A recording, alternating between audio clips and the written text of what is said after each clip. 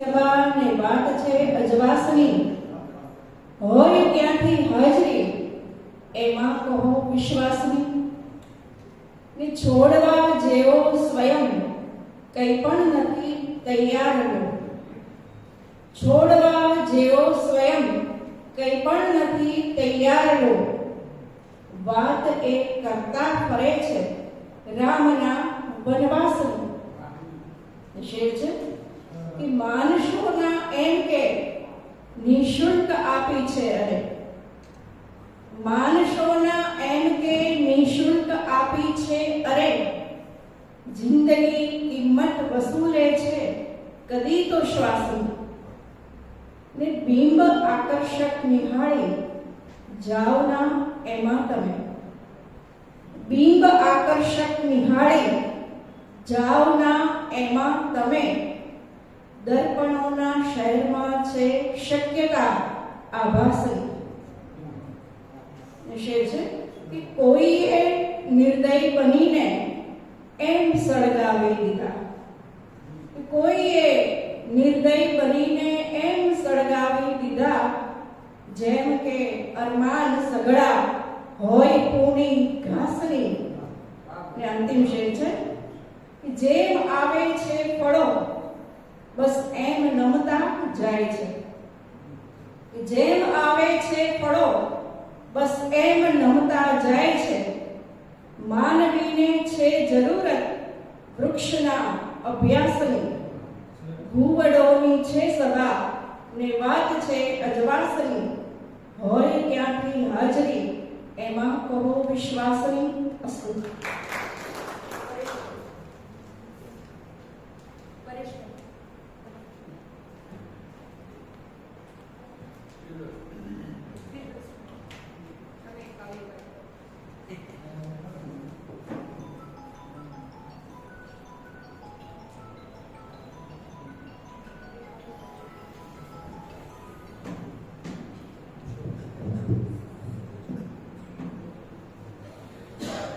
નમસ્તે.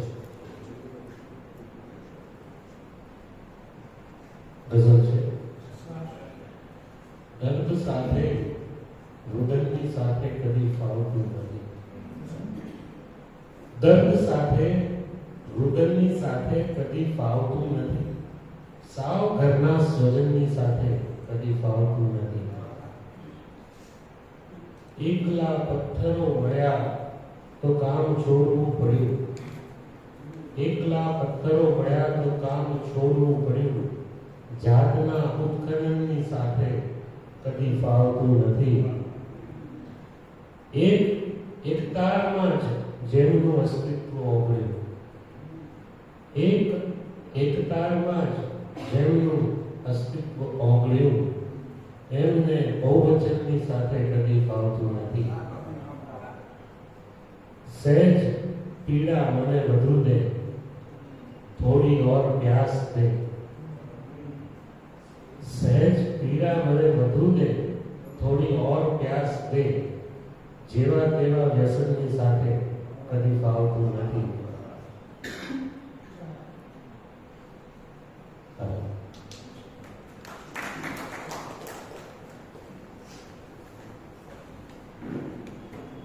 આભાર જીજ્ઞાબેન, ફિરદૌસભાઈ.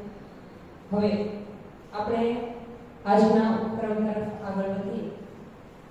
આજે આપણી વચ્ચે પ્રશાંતભાઈ સોમાણી છે, જે સુરતના ખૂબ જાણીતા ગઝલકાર છે.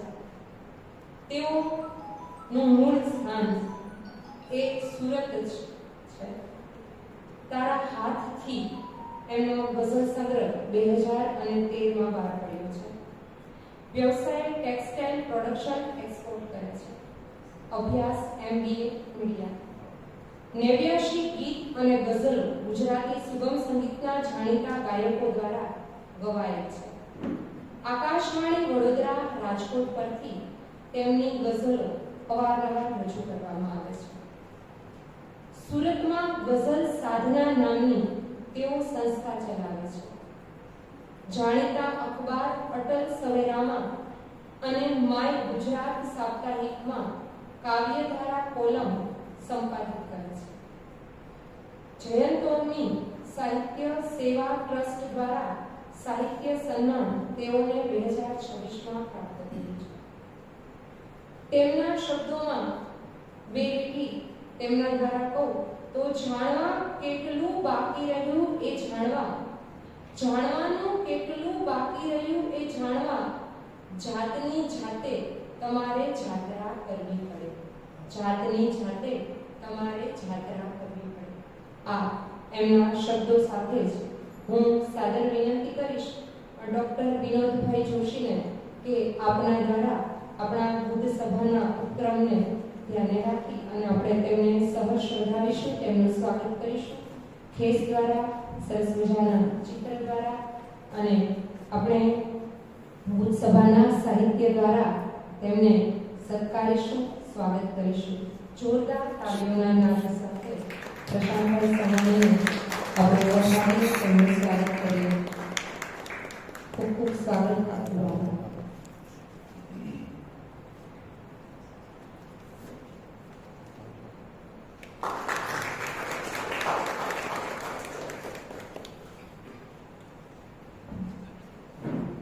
આજનો આ ઉપક્રમ જોવા જઈએ તો સર્જક સાથે સંવાદનો છે, પણ આજે આ સર્જકને મુક્ત મને મોકલી રીતે એવો મોકળાશ આપવો છે કે એ ઉઘડી શકે, એ પોતાની વાત કહી શકે, કોઈ પણ પ્રકારના સંકોચ વિના, કોઈ પણ પ્રકારના બંધનો વિના, કોઈ પણ પ્રકારના પ્રશ્નોની આટીઘૂટીમાં આવ્યા વિના આજે એમને એવો સંવાદ કરવા દેવો છે કે તેમના સર્જનની પૂર્વ ક્ષણ, એમના સર્જન પછીનો અવકાશ, એમના સર્જનમાં એમને શું મથ્યા, એમને શું મળ્યું, શું પ્રાપ્ત થયું, આ બધા જ વિશે પ્રશાંતભાઈ સોમાણી આજે આપણી સાથે વાત કરશે. અને પ્રશાંતભાઈનો એક એવો પણ આગ્રહ હતો કે તમે તો કદાચ પ્રશ્નોની વાત કરો તો એ બરાબર, પણ મને એવી પણ ઈચ્છા છે કે ઓડિયન્સમાંથી પણ જો કોઈ મારા સર્જન વિશે વાત કરવા કે મને પ્રશ્નો કરવા ઈચ્છે તો એ કરી શકે. એટલે આજે એમને આ મોકળું મંચ આપણે સંવાદ માટે આપીએ છીએ. સ્વાગત છે પ્રશાંતભાઈ સોમાણી.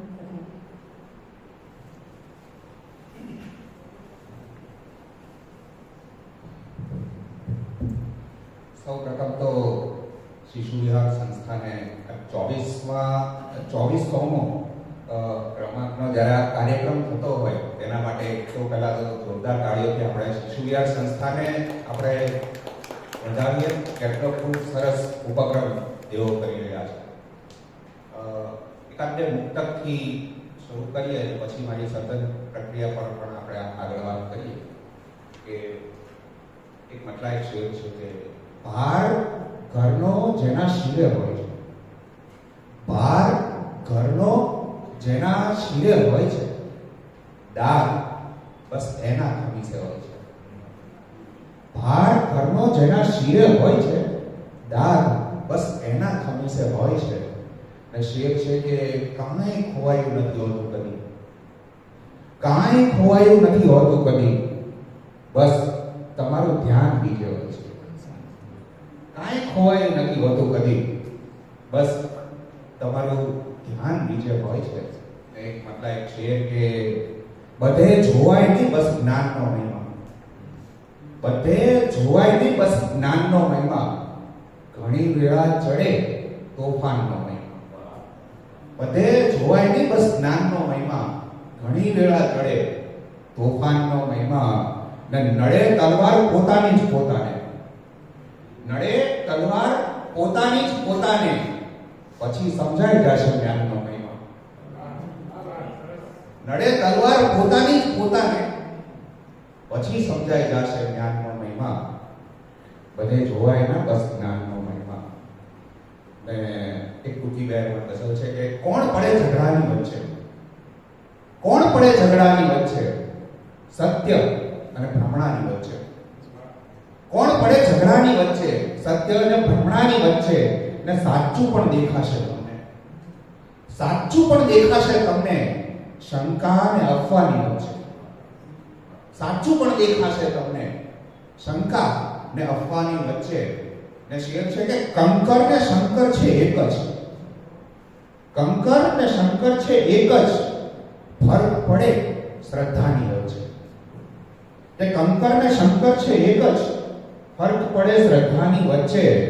ને બહુ મોટું અંતર છે વાલા, બહુ મોટું અંતર છે વાલા આ કરશું ને કરવાની વચ્ચે.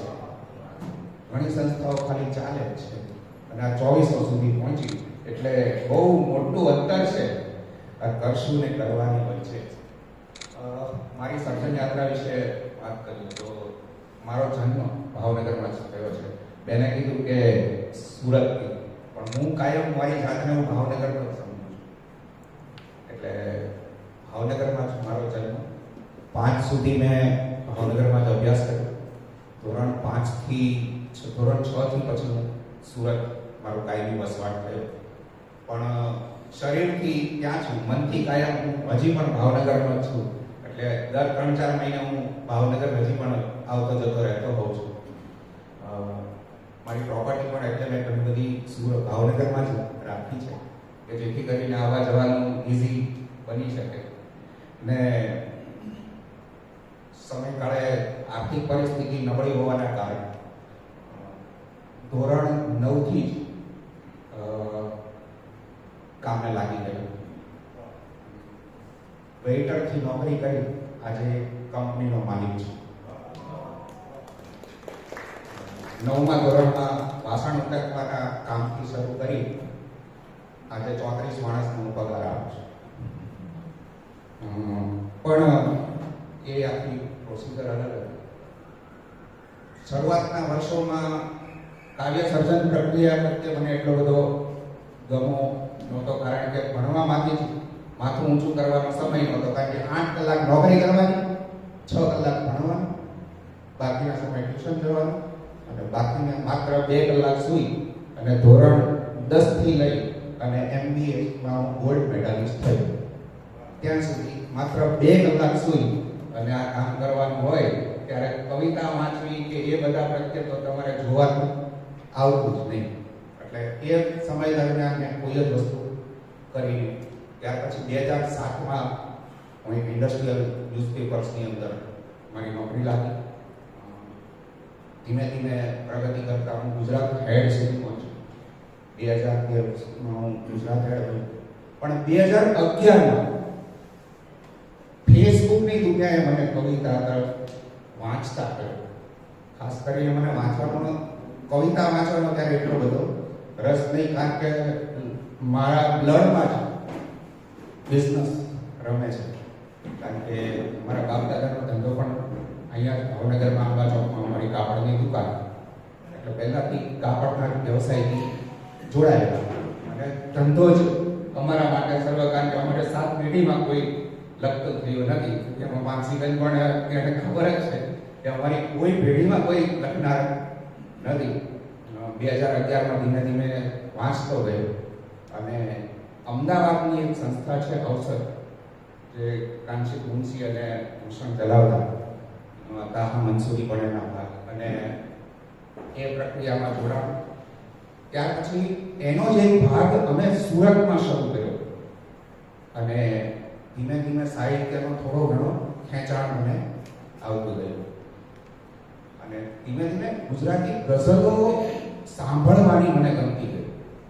અને મીનવાઇલ જેટલા પણ સારા સારા સંગીતકારો છે, સાહિત્યકારો છે, એ લોકોનો ગરબો ફેસબુક દ્વારા થયો.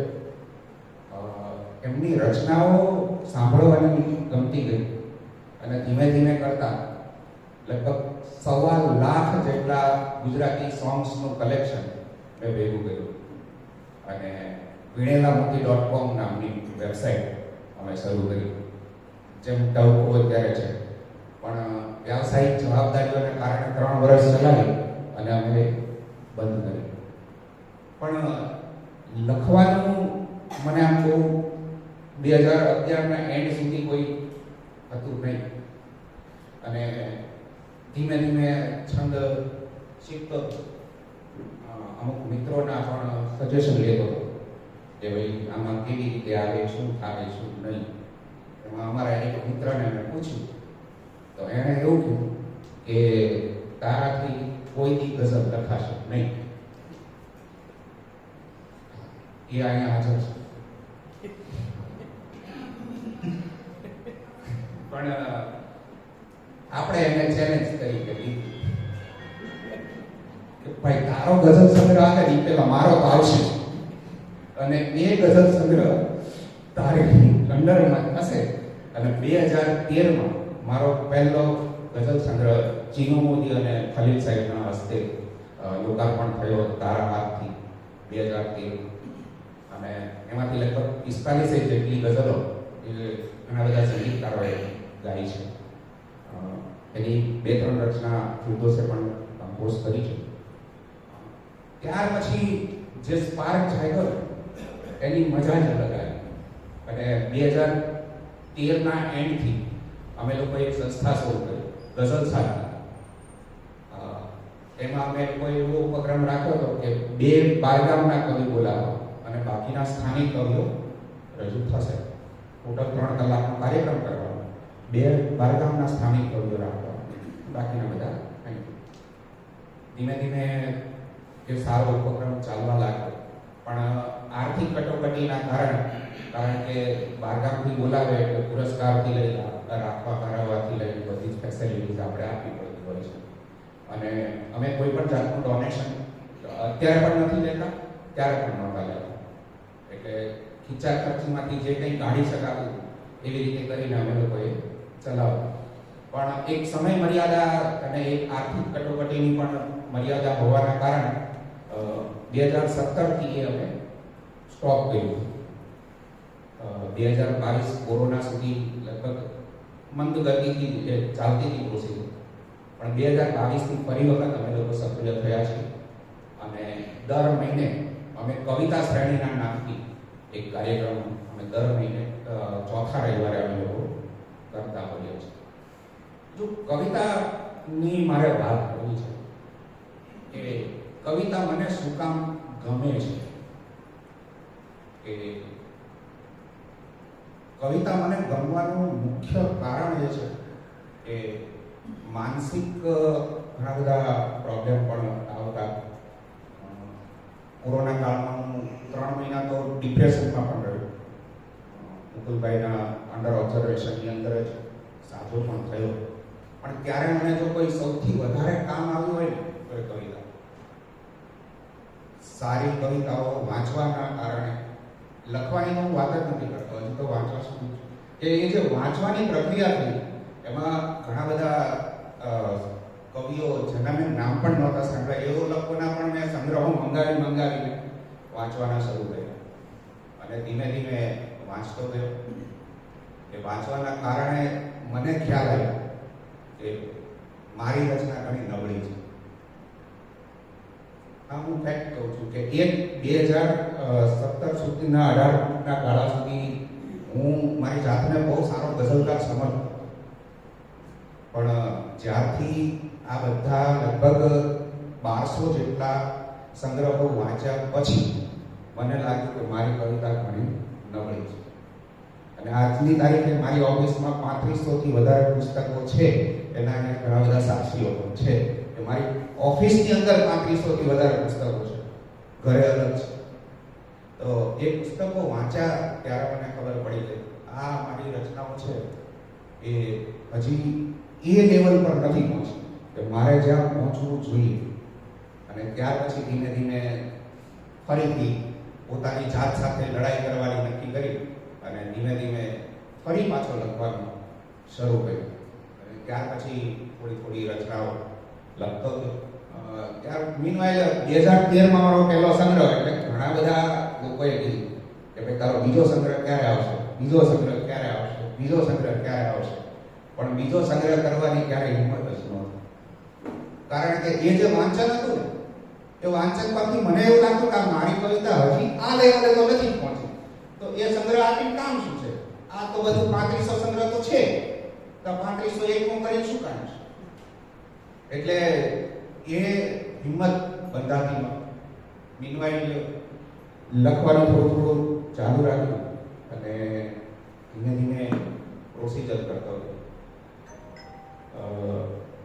ત્યાર પછી આમ તો કહીએ ને કે ઘણા બધા લોકોએ ગઝલો વખાણી બધું જ લઈ, પણ એ જૂની ગઝલો 2017 પહેલાની ગઝલો પણ ઘણા લોકોએ બહુ જ ગાઈ. લગભગ મારો 2013ના સમયમાંથી 45 થી વધારે ગઝલો ગવાઈ ચૂકી છે.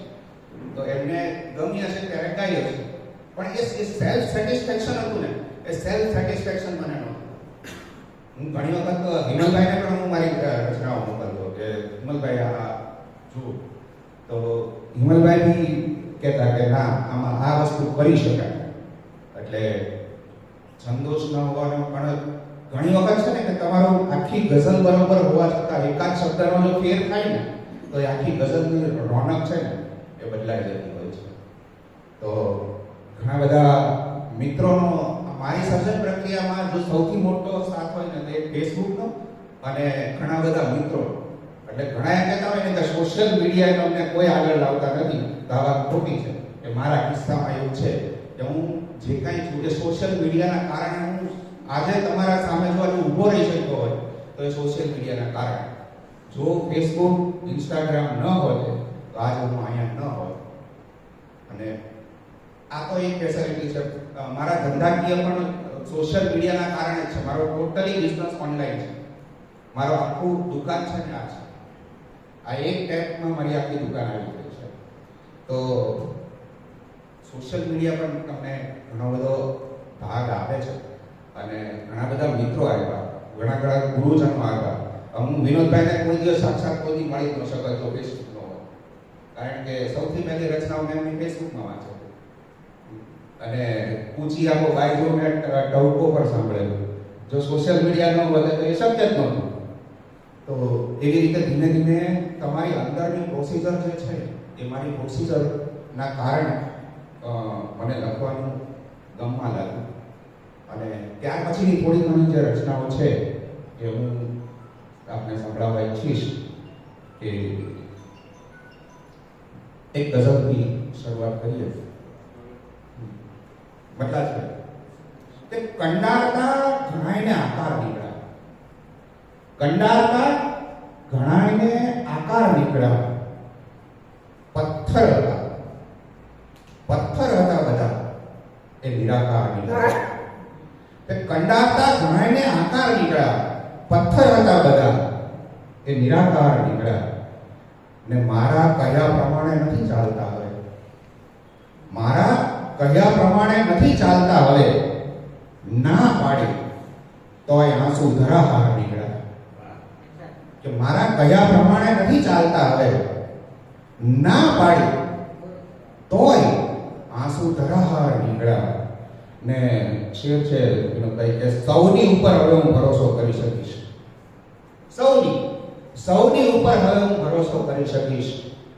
દુશ્મન ગણ્યા હતા એ વફાદાર નીકળ્યા. કે સૌની ઉપર હવે હું ભરોસો કરી શકીશ. દુશ્મન ગણ્યા હતા એ વફાદાર નીકળ્યા. ને શેર છે દોસ્ત કે દોસ્તાર શોધું એવા કે પાગલ કહી શકું, દોસ્તાર શોધું એવા કે પાગલ કહી શકું. મારા નસીબમાં બધા સમજદાર નીકળ્યા. કે દોસ્તાર શોધું એવા કે પાગલ કહી શકું. મારા નસીબમાં બધા સમજદાર નીકળ્યા. ને આખરે છે કે મંદિર ગયો પ્રશાંત હું ઈશ્વરને શોધવા, મંદિર ગયો પ્રશાંત હું ઈશ્વરને શોધવા. બે ચાર લોકો રાહમાં અવતાર નીકળ્યા. કંડારતા ઘણાયને આકાર નીકળ્યા. પથ્થર હતા બધા એ નિરાકાર નીકળ્યા. એક બીજી ગઝલનો મતલબ છે કે યાદીમાં કોઈ એક જ વ્યક્તિ છે ખાસમાં, યાદીમાં કોઈ એક જ વ્યક્તિ છે ખાસમાં, જેની છબી વસી ગઈ છે મારા શ્વાસમાં. યાદીમાં કોઈ એક જ વ્યક્તિ છે ખાસમાં, જેની છબી વસી ગઈ છે મારા શ્વાસમાં. ને શેર છે કે બસ ચાહું છું તો ચાહું છું, માની લો વાતને. બસ ચાહું છું તો ચાહું છું, માની લો વાતને. કારણ નહીં મળે કશું ઊંડી તપાસમાં. કે બસ ચાહું છું તો ચાહું છું, માની લો વાતને. કારણ નહીં મળે કશું ઊંડી તપાસમાં. ને શેર છે કે સુગંધ એમની જુઓ આવે છે ક્યાંથી, સુગંધ એમની જુઓ આવે છે ક્યાંકથી, આવ્યા નથી ને એ જ કશે આસપાસમાં.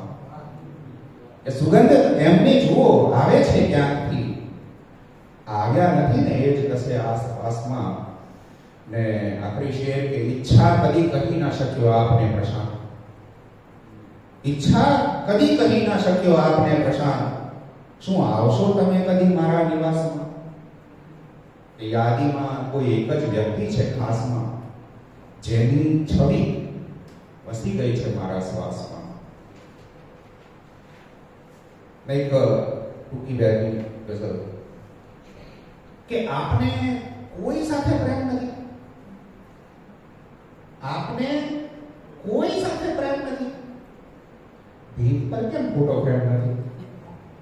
કે આપને કોઈ સાથે પ્રેમ નથી, ભીત પર કેમ ફોટો ફ્રેમ નથી? ને શેર છે કે તારી સામે તો બહુ મજામાં છું, મતલબ કે તારી સામે તો બહુ મજામાં છું, મારી અંદર હું એમ કેમ નથી. તારી સામે તો હું બહુ મજામાં છું, મારી અંદર હું એમ કેમ નથી. ને શેર છે કે ધ્યાનથી વાત પૂરી સાંભળજે, ધ્યાનથી વાત પૂરી સાંભળજે. એ કહે છે જે વાત એમ નથી, કે ધ્યાનથી વાત પૂરી સાંભળજે. એ કહે છે જે વાત એમ નથી. ને શેર છે કે નીકળી ગયા પછી નહીં રોકાય, નીકળી ગયા પછી નહીં રોકાય. આંખમાં કોઈ ચેક ડેમ નથી, કે નીકળી ગયા પછી નહીં રોકાય. આંખમાં કોઈ ચેક ડેમ નથી. આપણે કોઈ સાથે પ્રેમ નથી, ભીત પર કેમ ફોટો ફ્રેમ નથી. ને બીજે ગઝલના થોડા શેર મતલબ છે કે ગામમાં થોડા આશરા રાખો, ગામમાં થોડા આશરા રાખો, બારણે એની આવજા રાખો. ગામમાં થોડા આશરા રાખો, બારણે એની આવજા રાખો. ને શેર છે કે એકબીજાનું સત્ય જોવું છે, એકબીજાનું સત્ય જોવું છે, સામ સામે બે આઈના રાખો. કે એકબીજાનું સત્ય જોવું છે, સામ સામે બે આઈના રાખો.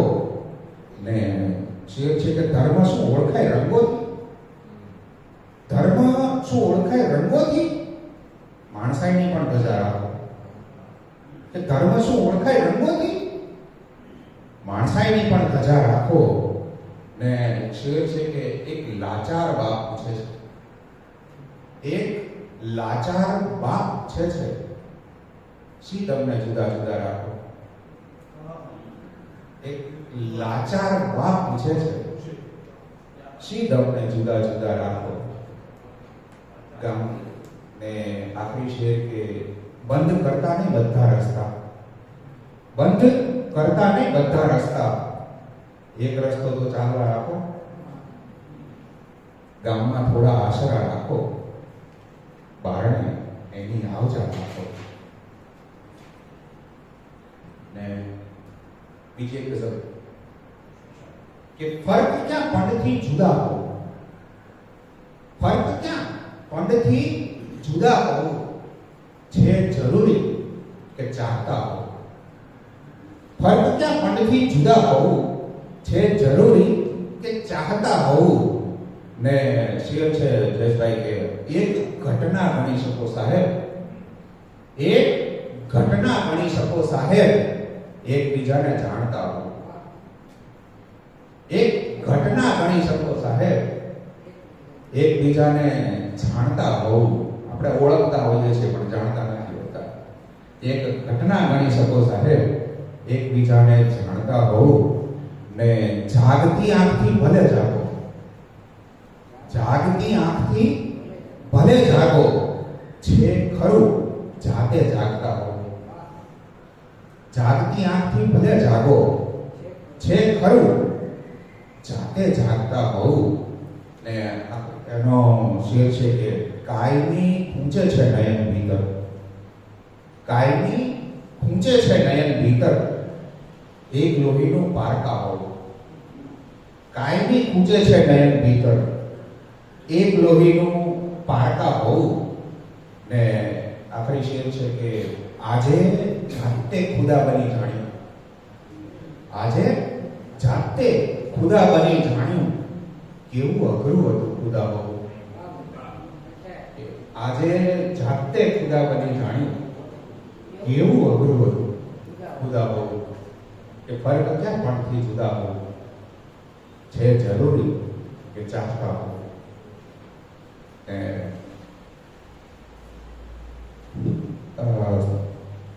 એનું એક ગીત રજૂ કરવું છે. ઝરમર ઝરમર વરસે, ઝરમર ઝરમર વરસે, આંખોમાંથી વાદળ સરકી રૂએ રૂએ સ્પર્શે. ઝરમર ઝરમર વરસે, ઝરમર ઝરમર વરસે. પહેલો બંધ છે કે સોનેરી સપના ઉગ્યા બે આંખોમાં. સોનેરી સપના ઉગ્યા બે આંખોમાં, પાપણ ઢાળી એને ભીતર રાખોમાં. કે સોનેરી સપના ઉગ્યા બે આંખોમાં, પાપણ ઢાળી એને ભીતર રાખોમાં. મળવાની ઉતાવળ સાજન બેમાંથી કોણ કરશે? ઝરમર ઝરમર વરસે, ઝરમર ઝરમર વરસે. બીજો બંધ છે કે આપે લીધું નામ હશે વાતો વાતોમાં. આપે લીધું નામ હશે વાતો વાતોમાં. અડધી રાતે સાદ કરો છો કાં યાદોમાં. કે આપે લીધું નામ હશે વાતો વાતોમાં. અડધી રાતે સાદ કરો છો કાં યાદોમાં. કોને કરવી ફરિયાદો ને કોણ અહીં સાંભળશે? ઝરમર ઝરમર વરસે, ઝરમર ઝરમર વરસે. ત્રીજો બંધ છે કે લીલુંછમ ચોમાસું મારી અંદર બેઠું. લીલુંછમ ચોમાસું મારી અંદર બેઠું, તોય તમે ના આવ્યા ને ભીંજાવા હેતુ. કે લીલુંછમ ચોમાસું મારી અંદર બેઠું, તોય તમે ના આવ્યા ને ભીંજાવા હેતુ. આંખોના હિંડોળે સાજન પ્રેમનો અમૃત વળશે. ઝરમર ઝરમર વરસે, ઝરમર ઝરમર વરસે. આખરી બનશે કે વાછટની બૂંદો જ્યારે મુખ પર અડતી. વાછટની બૂંદો જ્યારે મુખ પર અડતી, મારી અંદર હું તો છાનું માનું રડતી. કે વાછટની બૂંદો જ્યારે મુખ પર અડતી, મારી અંદર હું તો છાનું માનું રડતી. સાજન તમને ધારી ધારી જોવા મારી આંખો તરસે. ઝરમર ઝરમર વરસે, ઝરમર ઝરમર વરસે. આંખોમાંથી વાદળ સરકી રૂએ રૂએ સ્પર્શે. ઝરમર ઝરમર વરસે. અને આખરી ગઝલ સાથે મારી વાત પૂરી કરીશ. પણ ટાઈમ કેટલા કરશું? એટલે મારે શ્વાસ છે એટલે 15 મિનિટ આપણે પ્રશ્નોત્તરીમાં રાખીએ. એક ગઝલ શેર છે. આવી વસ્યા દિલમાં કશું ભાડું ભર્યા વગર. આવી વસ્યા દિલમાં કશું ભાડું ભર્યા વગર, ને પાછા તમે ચાલી ગયા અમને મળ્યા વગર. કે આવી વસ્યા દિલમાં કશું ભાડું ભર્યા વગર, ને પાછા તમે ચાલી ગયા અમને મળ્યા વગર. ને ઉસને મતલબ છે કે હા તો જ સાથે આવજો સહેજે ડર્યા વગર. હા તો જ સાથે આવજો સહેજે ડર્યા વગર. આગળ સદા ચાલી શકો પાછા ફર્યા વગર. કે હા તો જ સાથે આવજો સહેજે ડર્યા વગર. આગળ સદા ચાલી શકો પાછા ફર્યા વગર. ને શેર છે કે શ્રદ્ધા જો સાચી હોય તો પામી શકો તમે. શ્રદ્ધા જો સાચી હોય તો પામી શકો તમે. ઈશ્વર સદા મળશે અહીં સ્વર્ગે ગયા વગર. કે શ્રદ્ધા જો સાચી હોય તો પામી શકો તમે. ઈશ્વર સદા મળશે અહીં સ્વર્ગે ગયા વગર. ને શેર છે કે આથી વધારે પ્રેમ કરવો કેમ એમને. આથી વધારે પ્રેમ કરવો કેમ એમને. ચાહી શકું છું દૂરથી સહેજે અડ્યા વગર. કે આથી વધારે પ્રેમ કરવો કેમ એમને.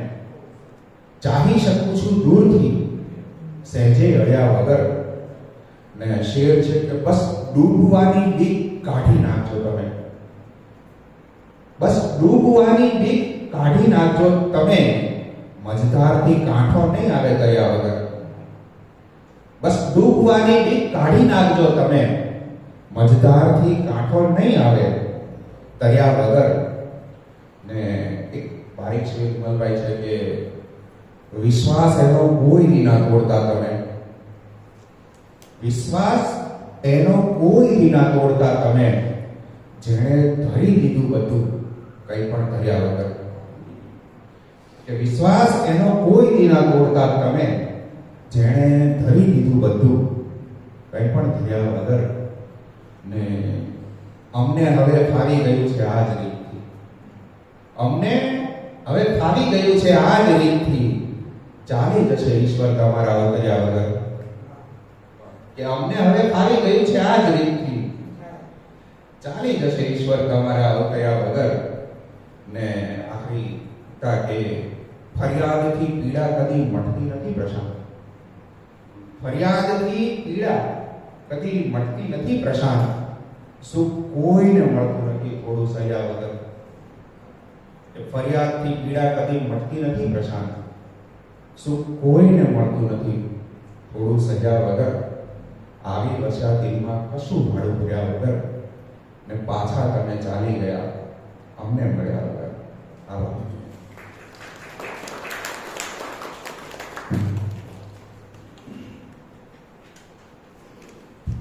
ઓડિયન્સમાંથી કોઈને પ્રશાંતભાઈને કંઈ પૂછવું હોય તો એ પૂછી શકે.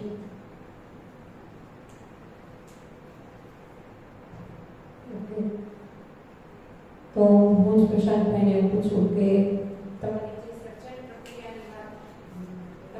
સર્જન પ્રક્રિયાની વાત તમે કરી, તો આ બધું જ સર્જન તમારું ખૂબ સમય પછી શરૂ થયું, તો અત્યારે આ સમય જોતા કેવું લાગે કે આમ તમે તમારા સર્જનથી ખુશ છો? 2018 પછીનું જે હું થોડું જે સર્જન કરી રહ્યો છું એનાથી હું વધારે ખુશ છું. આગળ હું લગભગ ફાડી ચૂક્યો છું. એક સંગ્રહ જે થઈ ચૂક્યો છે એ તો હવે થઈ ચૂક્યો છે, એનું બીજું કંઈ થઈ શકે એમ નથી. નહીંતર અત્યારે જો રદ કરવા મને કોઈ એમ કે આને રદ કરી શકાય એમ છે તો એ સંગ્રહ હું રદ કરવા પણ તૈયાર છું. 2018 થી જે મેં જે લગભગ 2500-3000 જેટલા પુસ્તકો વાંચ્યા પછી મને જે લાગ્યું કે ના, આપણે હજી એ લેવલનું નથી કામ કર્યું. પણ 2018 થી ધીમે ધીમે જે પ્રક્રિયાઓ કરવાની શરૂ કરી ત્યાર પછી હું વધારે ખુશ છું. ઉપરાંત એ પણ ગઝલ અને ગીત આ બંને પ્રકારમાં તમે લખો છો, શેમાં લેખનમાં વધારે મજા આવે છે, ગઝલ કે ગીત? આના સાચું કહું તો મારી પાસે અલગ ટાઈપનો જવાબ છે કે જે લગભગ કોઈએ એક્સપેક્ટ નહીં કર્યો હોય. ગઝલ મારા મનની શાંતિ માટે લખું છું અને ગીત ધનની. જ્યારે કોઈ કોમર્શિયલ પ્રોજેક્ટ આવે તો ત્યારે જ હું વધારે પડતા ગીતો લખવાનું કરું છું. બાકી મારી અંદર ગઝલ જ રહેલી છે એવું હું માનું છું. બાકી ઘણા બધાને એવું મારા ગીતો પણ ગમે છે, નથી ગમતા એવું ને. લોકોને ગીતો ગમે છે ત્યારે મને પ્રોજેક્ટ આપે છે, નકર તો કોઈ પ્રોજેક્ટ જ નથી આપવાના. પણ અને સાચી વાત, કોમર્શિયલ વાત જો આપણે કરીએ તો કોમર્શિયલ વાત એ છે કે માર્કેટમાં ગીત જ ચાલે છે, ગઝલ ચાલતી નથી. કોમર્શિયલમાં તમે જિંગલ જો કે કોઈ પણ વસ્તુ જો તો તમને ત્યાં ગીતનું જ મીટર જોઈએ. અને ખાસ કરીને તમે અત્યારે બોલિવૂડ ઇન્ડસ્ટ્રીઝ છે કે આપણી ગુજરાતી ઇન્ડસ્ટ્રીઝ છે, એમાં પણ મારે ઘણું બધું લખવાનું થયું છે. તો અત્યારે તમને કોઈ પણ જાતનું થીમ્સ કરતા છે ને તમને કલર ક્યું ના આપે? હા, કોમર્શિયલ. હા, એ મારો એક અલગ જ એંગલ છે. કોમર્શિયલ લખવું મારો આખો વ્યવસાય સ્વરૂપ એ આખું અલગ છે. અત્યારે હું અહીં સાહિત્ય માટે આવ્યો તો તમે સાહિત્ય પૂરતી સીમિત મર્યાદામાં મેં મારી વાત કરી. હા, પણ હવે જ્યારે કોમર્શિયલની વાત કરવી છે, હું કોમર્શિયલ લખતો હતો 2016થી. મેં અત્યાર સુધીમાં લગભગ 150 થી વધારે એડવર્ટાઇઝમેન્ટ લખી ચૂક્યો છું, લગભગ 70 થી વધારે જિંગલ લખી છે, કારણ કે મારું MBA જ મીડિયામાં છે. એટલે ઇન્ડસ્ટ્રીયલ પ્રોજેક્ટ આવે એટલે અમારા મનમાં સાહિત્ય કરતા પેલું જે ઇન્ડસ્ટ્રીયલ પ્રોડક્ટ હોય ને એ અમને વધારે દેખાય. એ બેરિંગ છે, એ બેરિંગમાંથી નવું આપણે શું કહી શકીએ છીએ, કારણ કે કવિતા તો છે જ આપણી પાસે, પણ તમે બેરિંગને જુઓ અને હું બેરિંગને જોઉં, એ બંનેમાં જે ડિફરન્ટ આવે એ કવિતા અને એ જિંગલનો ફરક આવે છે. અને એના લીધે મને થોડો વધારે બેનિફિટ થાય છે જિંગલ લખવામાં, એડવર્ટાઇઝમેન્ટ લખવામાં. લગભગ મેં ગેરેજથી લઈને, ઓટો ગેરેજથી લઈને સાડીઓના શોરૂમ સુધીની લગભગ પ્રોડક્ટોની મેં એડવર્ટાઇઝમેન્ટ લખી છે. હા, એટલે અહીંયા તો આમાં એડવર્ટાઇઝમેન્ટ માટે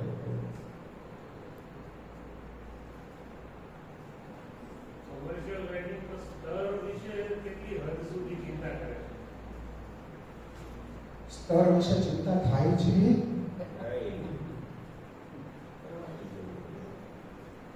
પ્રોડક્ટ વેચાય છે, ટેક્સ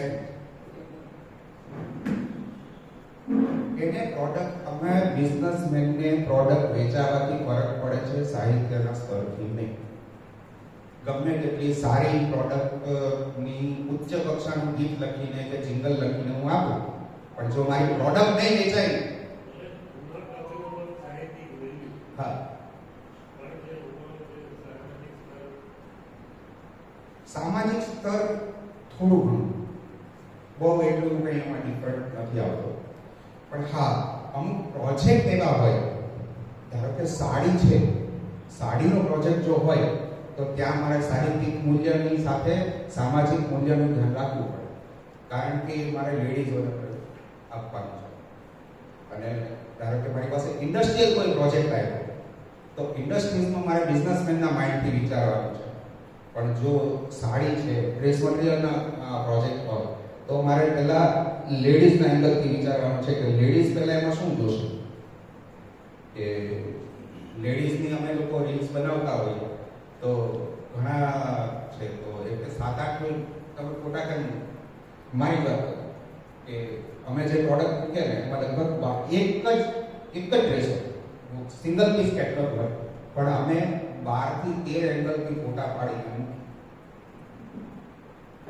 12 થી 13 એંગલને ફોટા પાડીને મૂકીએ. અને પાછો સવાલ શું આવે ખબર છે? આમાં અંદરનું અસ્તર કેવું આવશે?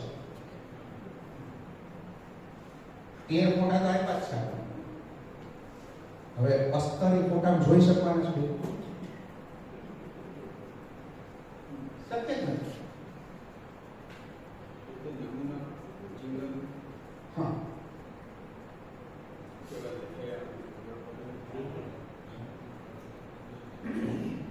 એક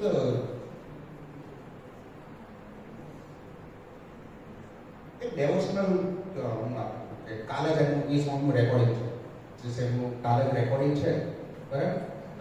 શ્રાવણીય સોમવારનું ગીત લખવાનો પ્રોજેક્ટ છે કે જેમાં એ લોકોને સાહિત્યિક વેલ્યુ જોતી જ નથી, એમને વાર્તાઓ જોઈએ છે, અને એ પણ ગીત. શ્રાવણીય સોમવારની વાર્તા જોઈએ છે, ગીત. તો એ જ હું તમને સંભળાવું કે એનું મૂળ એવી રીતનું એ લોકોએ આ છે ને કે એ લોકોએ પહેલા તમને મીટરની એને કાંઈ ચિંતા જ નથી, ટ્યુન એ લોકો પાસે તૈયાર છે. હા, એ લોકો ટ્યુન તમને આપી દે છે. હા, એ લોકો તો રફલી ગાતા પણ નથી. હા, હા, એ જ એ લોકોએ મીટર તમને આપી દીધું છે પ્રસ્તુત. શ્રાવણીયા સોમવારની સૌ મહિમા ગાતા જાય છે, શ્રાવણીયા સોમવારની સૌ મહિમા ગાતા જાય છે, શિવ નામના સ્મરણથી સગળા દુખડા દૂર થઈ જાય છે, શિવ નામના સ્મરણથી સગળા દુખડા દૂર થઈ જાય છે. હે શિવ શંકર ભગવાન તારી કૃપાથી હો કલ્યાણ, હે શિવ શંકર ભગવાન તારી કૃપાથી હો કલ્યાણ. આ ઉપવાસ કરીને મનની ઈચ્છા પૂરી થાય છે. આ ઉપવાસ કરીને મનની ઈચ્છા પૂરી થાય છે. શિવ નામના સ્મરણથી સગળા દુખડા દૂર થઈ જાય છે. શિવ નામના સ્મરણથી સગળા દુખડા દૂર થઈ જાય છે.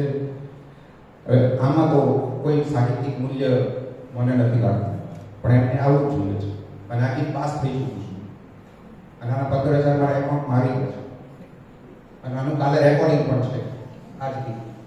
હા, હવે એની સ્ટોરી જો. એક નગરમાં રહેતી હતી એક વૃદ્ધા ભક્તિવાન. એક નગરમાં રહેતી હતી એક વૃદ્ધા ભક્તિવાન. શ્રાવણ મહિને નિષ્ઠિન કરતી શિવજીનું ગુણગાન. બિલીપત્રને જળ ચડાવવા મંદિર દર્શન જાય. ઓમ નમઃ શિવાય બોલીને ભોળાને રીઝવાય. ઘણી ગરીબી છતાં ટક્યો છે શ્રદ્ધાનો આધાર. ભોળેનાથના એક ભરોસે હંકારે સંસાર. પુત્ર કરે છે મહેનત તો એ નસીબ અવળા થાય. માતા અને શિવનું નામનું સાહસ દેતી જાય. વૃદ્ધાની સાચી ભક્તિને મહાદેવ જોતા જાય છે. વૃદ્ધાની સાચી ભક્તિને મહાદેવ જોતા જાય છે. શિવ નામના સ્મરણથી સગળા દુખડા દૂર થઈ જાય છે. ને હવે એનો જ વાર્તાને કેરી ફોરવર્ડ કે એક દિવસ મંદિરે બેઠા સાધુ ભૂખ્યા દેખાય. એક દિવસ મંદિરે બેઠા સાધુ ભૂખ્યા દેખાય. પોતાનું ભોજન આપી વૃદ્ધા સેવા કરતી જાય. સાધુ રૂપે શિવ શંકરે તેની પરીક્ષા લીધી. સાધુ રૂપે શિવ શંકરે તેની પરીક્ષા લીધી. દયા અને ભક્તિ જોઈ કૃપાની વર્ષા કીધી.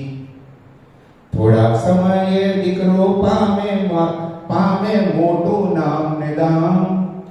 થોડા સમયે દીકરો પામે મોટું નામ ને દામ. ઘરમાં આવ્યા સુખ ને શાંતિ શિવે કીધા કામ. શ્રાવણિયા સોમવારનો મહિમા દુનિયા આથી ગાય છે. શિવ નામના સ્મરણથી સગળા દુખડા દૂર થઈ જાય છે. હવે કોમર્શિયલમાં આ જ વસ્તુ ચાલે છે, એમને મીટર સાથે જ લેવા દેવા છે. એમની સ્ટોરી જે આપી છે એ સ્ટોરી અંદર આવી છે. આખી ભક્તિવાન જે વૃદ્ધા છે એની સ્ટોરી અંદર આવી જવી જોઈએ. ત્યારે કોઈ આમ અણધારેલી અતુલશીલ વસ્તુ માટે લખવાનું થયું છે એ આપણે વિચાર કરીને આવા કાસ્ટિંગ ઉપર લખવાનું છે. ભાવનગર માટે લેવું છે.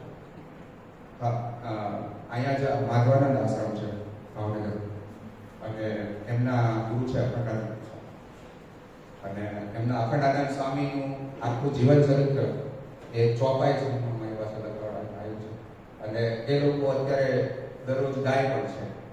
અને જ્યારે હું રોમેન્ટિક જાજુ લખવાવાળો માણસ અને આધ્યાત્મિક લખવાનું જ્યારે આવે ત્યારે આવી ઘણી બધી પરિસ્થિતિમાં થતો હોય છે. અખંડ ગાથા એ લોકોએ રેકોર્ડ પણ કરી છે, એ લોકો ગાય પણ છે અને ત્યારે સૌથી મોટી ડિફિકલ્ટી આવી હતી કારણ કે કોઈ મહામંડલેશ્વર વિશે લખવાનું હોય ત્યારે તો તમારે એકદમ સચોટ, કારણ કે આમાં તો હું કંઈ પણ આગું પાછું કરું તો ચાલે, પણ મહામંડલેશ્વર વિશે તો જે એણે કહ્યું છે એટલું જ લખી શકાય અને એ પાછું તમારે ચોપાઈમાં લખવાનું. એટલે એ ટાઈમે જે ડિફિકલ્ટી હતી કે આ રીતે લખવું એ કોમર્શિયલ પ્રોજેક્ટ પ્રમાણે થોડું ડિફિકલ્ટ મને વધારે લાગે. કોઈ એક વ્યક્તિ વિશે તમારે આખી ગાથા લખવાની છે. 78 થી 80 લાઈનની આખી ગાથા એ જ્યારે લખવાની, એક જ વ્યક્તિના જીવન ચરિત્ર આવી જવું જોઈએ, એમનું બાળપણ આવી જવું જોઈએ, ક્યારે સંન્યાસ લીધો આવી જવું જોઈએ, એમણે કેવી રીતે કામ કર્યા, એમણે શું શું સુવિધાઓ આપી, કેવા ફેસિલિટીઝથી લઈને અત્યાર સુધીના એમણે કેટલા આશ્રમો બનાવ્યા, ત્યાં સુધીનું બધી જ વસ્તુ એમણે અંદર સમાવી છે. તો એ જ્યારે લખવાનું આવ્યું એ વસ્તુ મને વધારે ડિફિકલ્ટ લાગે. હા, કોમર્શિયલ પ્રોજેક્ટ હોય તો મને વધારે ગમે છે, પણ જ્યારે આધ્યાત્મિક કે એ ટાઈપનું લખવાનું આવે છે ત્યારે એ મારા માટે વધારે ચેલેન્જિંગ હોય છે. પણ ચેલેન્જિંગ કામ કરવા મને પહેલેથી વધારે ગમે છે. એટલે આવા પ્રોજેક્ટ હું કાયમ પૈસાની અપેક્ષા કરતા ચેલેન્જ માટે હું વધારે લેતો હોઉં છું. હા, કોમર્શિયલમાં હું પહેલા પૈસા જોઉં છું અને પહેલા હું પૈસા મુકાવું છું, પછી હું કામ કરું છું.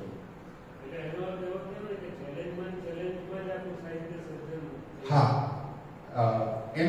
એના ફાયદા મને એ થયા કે લોકોને શું જોઈએ છે ને મને ખબર પડવા કે એકચ્યુઅલી લોકોને શું જોઈએ છે, અને એનો ફાયદો કવિતામાં પણ થતો હોય. જ્યારે શિસ્ત મુશાયરા હોય ત્યારની કવિતાઓ અલગ બોલાય, અને જાહેર મુશાયરા હોય ત્યારે એ કવિતા ચાલતી ઓછી હોય છે, અને ત્યારે અલગ જ કવિતાઓ ત્યાં બોલવી પડતી હોય છે કે જે એ લોકોએ સાંભળી હોય છે એની ડિમાન્ડ આવે છે. તમે સારી રચના જો ત્યાં બોલવા જાઓ ને તો એ તો એ જ કે હિમલભાઈની જે ફેમસ રચના હોય તો પહેલા એમને નથી જ બોલતી તો એ બોલાશે તો એ જ. ત્યારે કે સાહેબ નીચે તો ઊંચી આંખો બાય વગર એમનું કવિ સંમેલન પૂરું થાય જ નહીં, શક્ય જ નથી. એટલે ત્યાં આ બધી ડિફિકલ્ટી, આપણે સારું કરવું હોવા છતાંય આપણી ત્યાં મર્યાદાઓ આવી જતી હોય છે. પણ આવી જ્યારે સભાઓ થાય છે ત્યારે વધારે આનંદ એ થાય કે આપણે જે ખરેખર પીરસવું છે એ આપણે આપી શકીએ છીએ.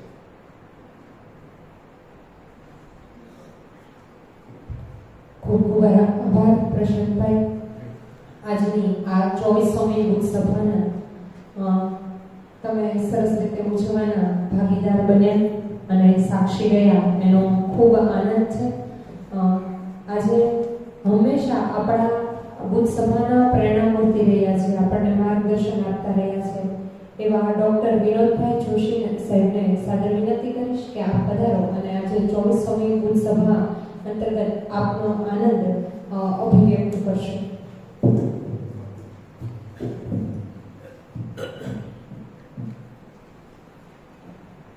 પ્રશાંતે કેટલીક સરસ વાતો કરી અને કેટલું નવું પણ આજે અહીં જાણવા સાંભળવા મળ્યું.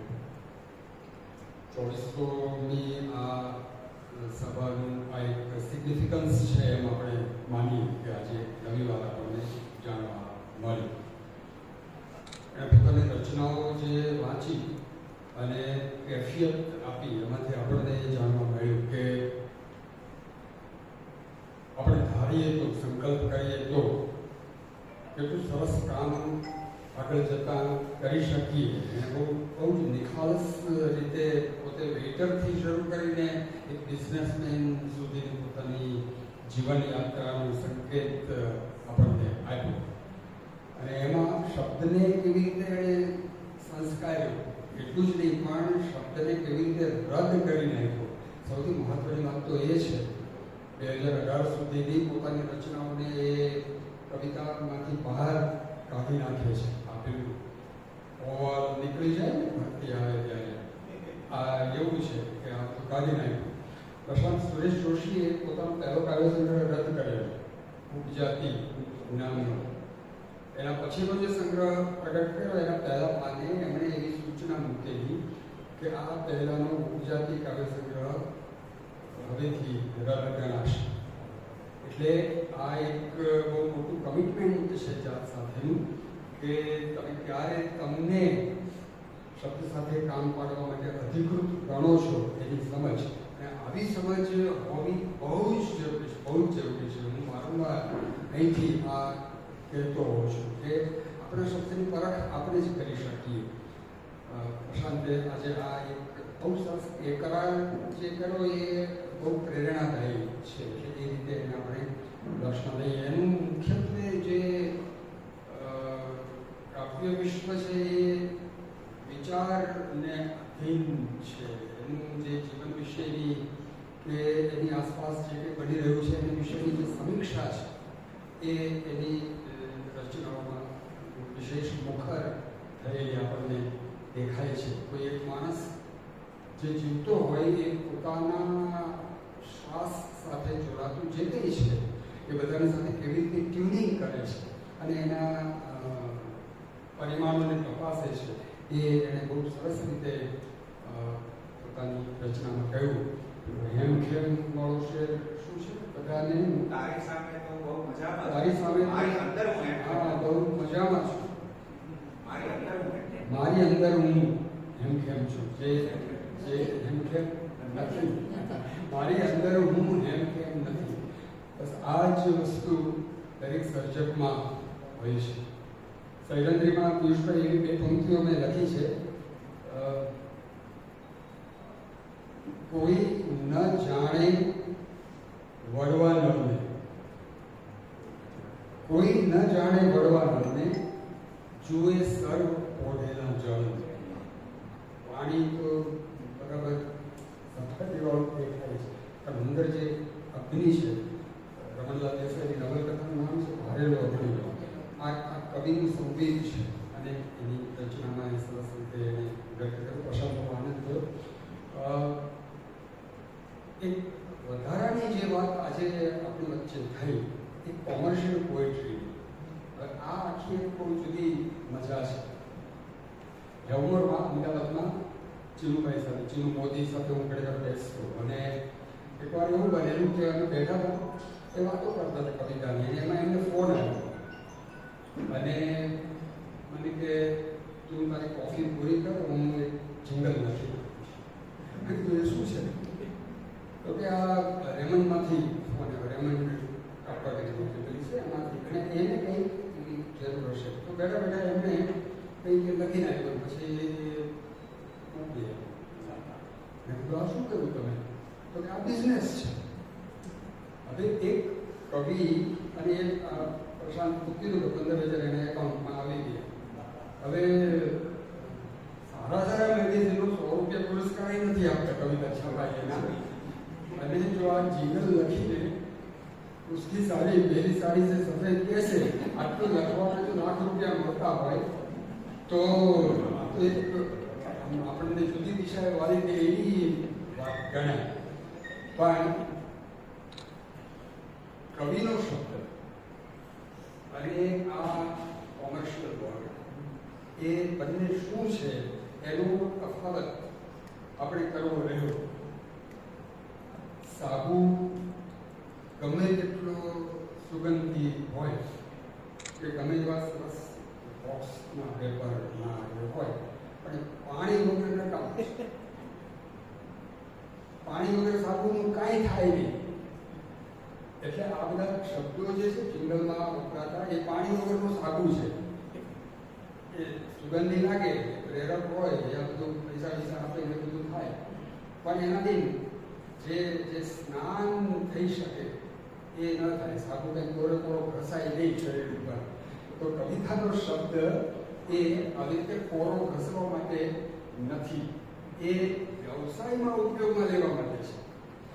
મારો નિકટનો કવિ મિત્ર તુષાર શુક્લ, તમે બધા ગામથી જાણો છો, એ આ લખે છે અને એનું આ એક બિઝનેસ ક્ષેત્ર છે. એ આપણી પ્રોડક્ટ છે જુદી જુદી, અને એમાં હર્ષદ લખતો, હર્ષદ ચંદ્રાણા, મજબૂતી એવી ઠસો ઠસ, ટકે વર્ષો વર્ષ, હાથી છાપ સિમેન્ટ જાહેરાત આવતી નીચે લખ્યો તો વર્ષો વર્ષ ને ઠસો ઠસ ને હવે રાસ મેળવવાનું ને એવું બધું કરે. ફેનાઈ લેના આવા બધા જીવન શીખનારા મારા ઘણા મિત્રો પણ છે, પરિચિતો પણ છે.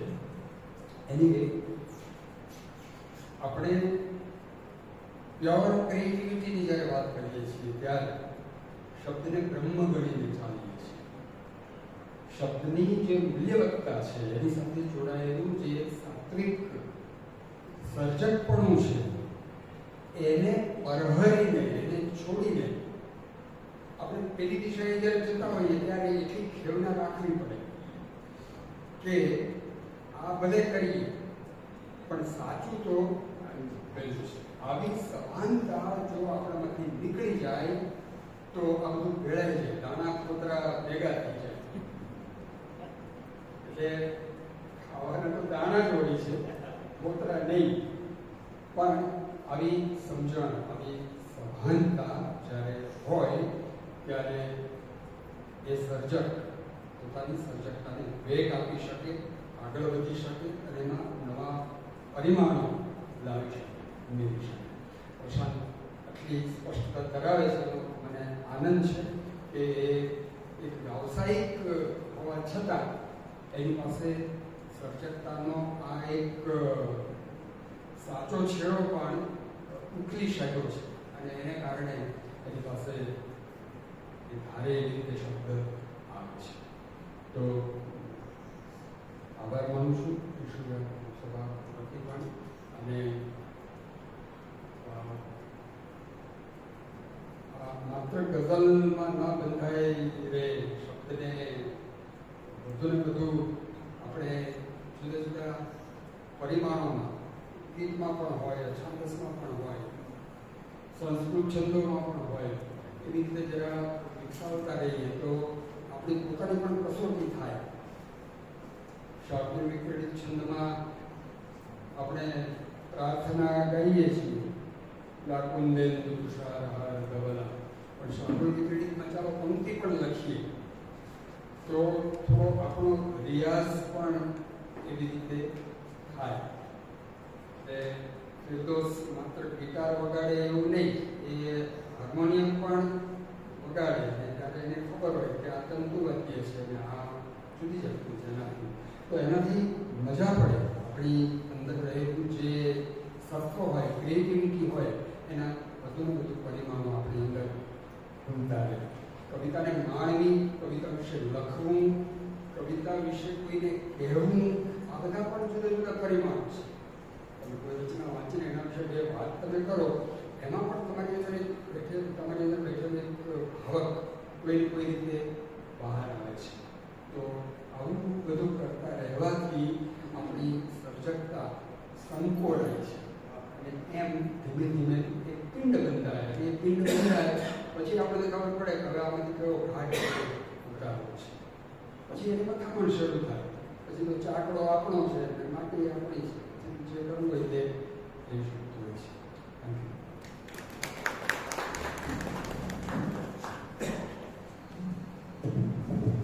ખૂબ આભાર સાહેબ. 2 મિનિટ છે. આપણે એક ગુજરાત સાહિત્ય અકાદમી દ્વારા એક ચેક પ્રશાંતભાઈને આપવાનો છે. સાહેબના વરદ હસ્તે જ આપણે એ પણ અત્યારે આપી દઈશું. ખૂબ ખૂબ આભાર.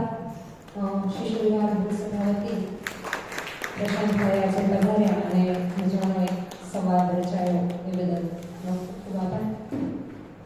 15,000 નો નથી. આ તો 15,000 કરતા કિંમતી છે.